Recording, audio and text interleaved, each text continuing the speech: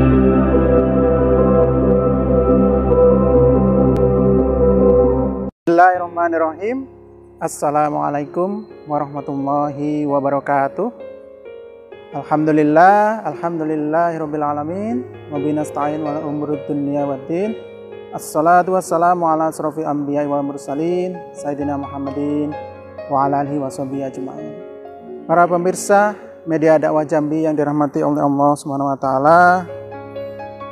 Marhaban ya Ramadan. Kita sudah sampai di bulan Ramadan, bulan yang menjadi kemuliaan ya bagi setiap kaum muslimin. Maka kita sebagai seorang muslim harus menghadapinya dan mengisinya dengan kegembiraan dan dengan aktivitas yang bermanfaat untuk ibadah kepada Allah Subhanahu wa taala.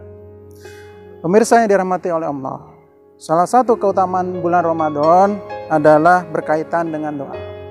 Dan doa ini adalah sebuah aktivitas yang merupakan otak dari ibadah. Kita sebagai seorang muslim, dari sisi kesehatan ya, ketika kita tidak mempunyai otak ya, maka kehidupan kita tidak akan berarti.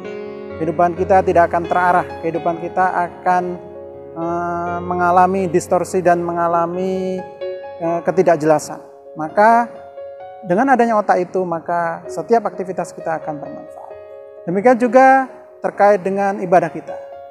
Adanya doa ini merupakan inti dan otak dari ibadah. Sehingga doa ini merupakan hal yang sangat penting. Dalam hal ini Rasulullah SAW bersabda dari riwayat Abu Hurairah bahwa ada 3 golongan yang tidak ditolak doanya ya. Pertama adalah orang yang berpuasa sampai dia berbuka. Kemudian yang kedua adalah pemimpin yang adil. Dan yang ketiga adalah doa dari orang yang zalim. Hadis riwayat Ahmad, Tirmizi dan Ibnu Majah. Dari sini bisa kita simpulkan bahwa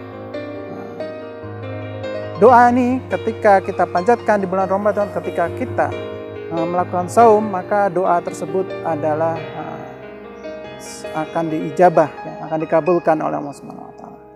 Maka dari itu kita sebagai seorang muslim, dalam hal ini doa ini harus menjadi senjata kita.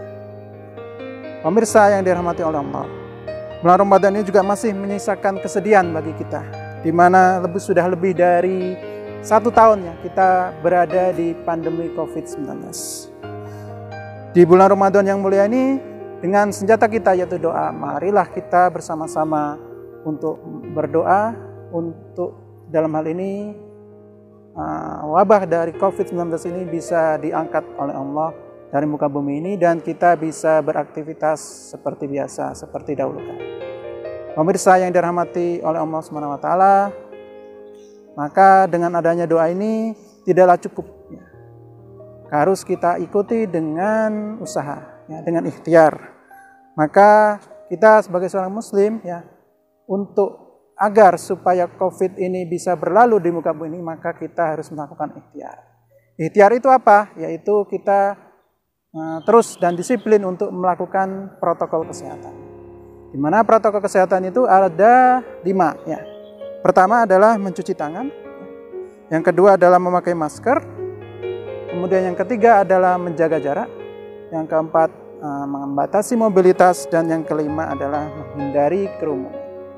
Maka ketika kita melakukan ikhtiar ini, tentu oleh Allah akan dicatat sebagai ibadah ya. Nah, apabila kita tidak melakukan ini, maka tentu saja hal itu akan membahayakan sesama muslim kita. Dan Rasulullah SAW juga bersabda bahwa kita tidak boleh membahayakan sesama muslim. Maka dengan kita melakukan protokol kesehatan, insya Allah kita juga akan dinilai sebagai ibadah yang akan pahalanya dilipat gandakan di bulan Ramadan. Demikian yang bisa saya sampaikan. Kurang lebihnya mohon maaf. Wabillahi taufiq wal hidayah. Assalamualaikum warahmatullahi wabarakatuh.